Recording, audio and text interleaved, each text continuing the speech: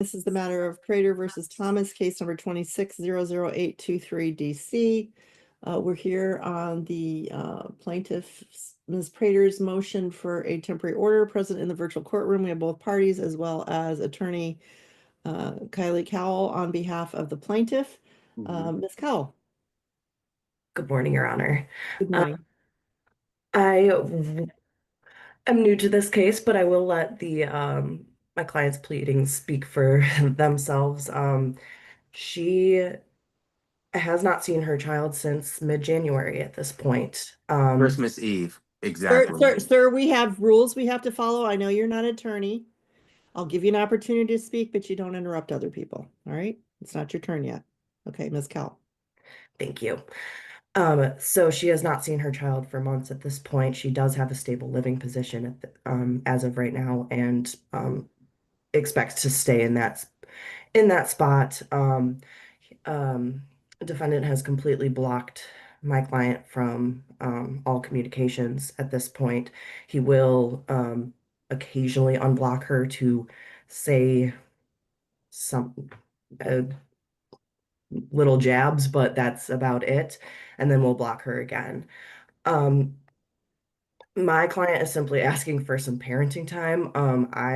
I would advocate for um, sole physical custody at this point for my client, just based on the fact that she has been trying to co-parent, and it's not, she cannot, she can't get anywhere.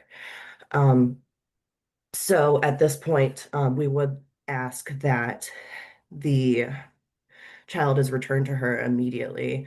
All right, guys. Today we're stepping into a tense virtual courtroom where a custody battle immediately turns emotional. The mother's attorney claims she hasn't seen her child for months and accuses the father of blocking all communication. But before the case can even properly begin, interruptions start flying and the judge quickly has to restore order. You can already feel this hearing is heading toward conflict, and both sides seem prepared to fight hard over who truly deserves custody of the child. And um, potentially send this to friend of the court to get a better idea of what this child needs at this point. All right, thank you. Thank you. Mr. Am I Thomas. free to talk? Well, after I'm done speaking, but yes, now you're Okay. free to talk. My mistake, Judge. Go ahead. I do not see a written response. What is your response? My response is it haven't been since January. It's been since Christmas Eve. Exactly. And the defendant, well, the plaintiff, Corinne Prater, multiple times I gave her chances to see her son. She failed every time, and what she do, she'll say she's on her way to come see him or come get him. What she do, she end up going out to the club, to the bar, to her sisters, and where her sister relies, she resides. Her sister called her up seeing her boyfriend, her man. So this whole time, I've been taking care of him full time, taking him to his appointments, doctor's appointments, WIC offices. There's no need because she's just lying on paper where she resides. She doesn't stay with her mother. She's been house to house, hotel to hotel. Now she can lie and get you and have her fooled, but she can't fool me because I have. The father finally gets his chance to speak, and he wastes no time firing back with serious accusations. He claims the mother repeatedly chose parties, clubs, and relationships over spending time with her child. According to him, he's been the only stable parent handling appointments, daily care, and responsibilities alone. What makes this moment intense is how personal and emotional his statements become, especially when he starts challenging the mother's living situation and credibility directly in front of the court. Enormous leads and people telling me that she doesn't even have a place to stay. The address she has on file at her mother's is not even where she resides. Now, she knows where I stay. She has my phone number, as in the house phone number. Of course, I have her blocked because I'm tired of me putting my faith in her to come see her son. She hasn't done not one thing since Christmas Eve. And that day, she only had him for 5 hours. Again, since Christmas Eve, I've been taking care of him day in, day out, taking him to his appointments. She haven't even saw him on his birthday. Now, at the same time, I've been doing her part. I've been being a mother and a father. Now, as far as her attorney saying she needs to have custody of him, that's all. That can't happen because she's have no address. He has everything he needs, as in crib, his own room, everything that he needs. He don't even be in his own room, and But Mr. Thomas, I need you to stop moving. You're in a courtroom, and that's okay. that's not I've acceptable. been taking care of my child. She hasn't bought a pack of Pampers, a pack of wipes since Christmas Eve. Nothing. But her attorney telling me that he needs to go back to her where she doesn't even have a address. It's completely it's not fair. All right, this She isn't about, hasn't done this isn't, okay, nothing for this this is little not boy. about fair. It's Things escalate quickly as the IYE father passionately describes himself as both the mother and father figure in the child's life. He argues that the mother hasn't contributed financially or emotionally since Christmas Eve, while he's been carrying every responsibility alone. But his frustration starts overflowing, and the courtroom tension rises when the judge repeatedly steps in to calm him down. At this point, it's clear emotions are beginning to overpower courtroom procedure, making the hearing even more dramatic. this is about the child. The child has a right to a relationship with both. Yes, of course, and been giving her that right. I've been trying to, but every time when she says, "Oh, I'm on my way to come see him or come grab him," she doesn't. She lies. She leaves me and him on standby. And when I go to her store, she's out at the club. She's turning up. I've been times that I had noticed and witnessed her being neglectful on having him and having him upstairs while she's downstairs drinking. Now, I even have insight from her sister where she was staying at before she caught her up with her man. All With right, her man sir, before she kicked first her of all, out. you're talking about you're talking about what other people said. No, no, That's no, your, no. I'm saying no, about do her not argue with me, address. sir. Her Listen, address, Judge. just listen. You were talking about what other people told you. That is hearsay. I cannot listen to that. All right.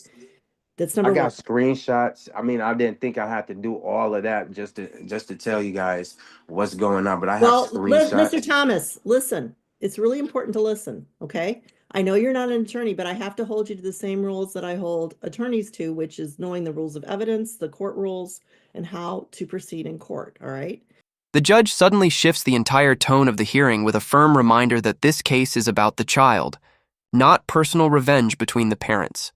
As the father continues bringing up stories and claims from other people, the judge cuts him off and explains that hearsay cannot be used as evidence in court. This moment becomes important because it shows the difference between emotional accusations and actual legal proof, while the father struggles to control both his frustration and his defense. I recommend that you do confer with an attorney regarding this matter, but both parents have a right to parenting time with the Of child. course, I'm not trying to keep her away from her Okay, child all right, all right, all right. whatsoever. I'm not. Let me ask you this, okay? What parenting time schedule would you be agreeable with, provided that there's a court order that she exercises that parenting time? I've been trying to get her to get weekends with her so she Okay. can have her job. And Okay, at the same time, she's again, having sir, listen to my question. What schedule would you like? weekends Okay, for her. I need He's something more specific. What time, on what day, until what I time? want her to have her child, her son, on the weekend, Friday, 12 to whenever when she want to pick him up. And I gave her this option numerous times. Okay, Judge, all right. All right, so what time would you like the child returned? And what day? Sunday. Sunday at what time? Sunday, around what, 5, 6, You tell me. 5 o'clock. Okay. Let's shoot for 5 o'clock. 12 to Sunday at 5 o'clock. But can I say this? I'm shooting for full custody. Far as joint custody, yes, I will share. I've been trying to give her that right. She's been neglectful and I not understand, playing and her you've said part. that. We've said that, and we're not doing the full trial today. So that's not what even on an issue at this point. All right. At this point, I will Now the hearing moves into negotiation mode, as the judge starts pressing the father for a realistic parenting schedule instead of emotional arguments. Despite all the accusations, he surprisingly agrees that the mother should still have weekends with the child. But even while discussing schedules, he continues pushing for full custody and repeats concerns about neglect. The tension here comes from watching both sides balance personal anger with legal decisions that could seriously affect the child's future. Grant, first of all, I'll refer this to the front of the court for an investigation regarding parenting time, custody, and child support. I'll waive the fee. Thank you. As far as the motion for temporary relief, at this point, I will grant temporary legal custody to both parties jointly, because that's not a decision I can make here, and it sounds like there might have been a joint situation prior to the breakup. And so both legal and physical to both parties, and that the the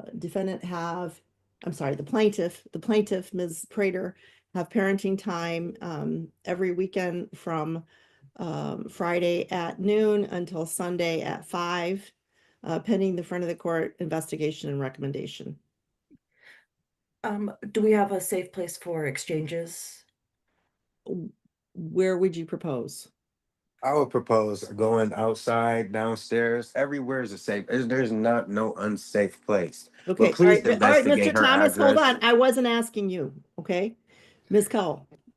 If there happens to be a grocery store or somewhere lighted with a big parking lot, I think that's always appropriate, somewhere in the middle. All right, Mr. Thomas, can you propose a public spot for an exchange? I'm not gonna have the exchange happen at your home at this point until the investigation's complete. Yeah, we can meet somewhere at the gas station, up the street, Speedway, Okay, or can you give me a specific like corner Speedway at what? Speedway on Fuller and Fuller in Michigan. Okay, Is that all right with you, Corinne? Where would she be bringing my son though? Because she doesn't have a stable place. it should be at the Grand, where she says she's living. Yeah, So can I speak? No, you cannot. You have an attorney. So it would, the parenting time needs to be at the grandmother's home. Grandmother's son. Okay, Yeah. right. All right, we're all set. Thank you. Thank you, Adjourned. Judge. Thank you. The biggest moment of the hearing finally arrives when the judge delivers a temporary ruling. Both parents are granted joint custody while the court investigation moves forward, and the mother receives weekend parenting time. Even after the decision, the arguments continue over exchange locations and living arrangements, showing that trust between these parents is completely broken. This ending leaves the case wide open for future conflict. If you enjoyed this breakdown, make sure to like the video, subscribe to the channel, and we'll see you in the next video.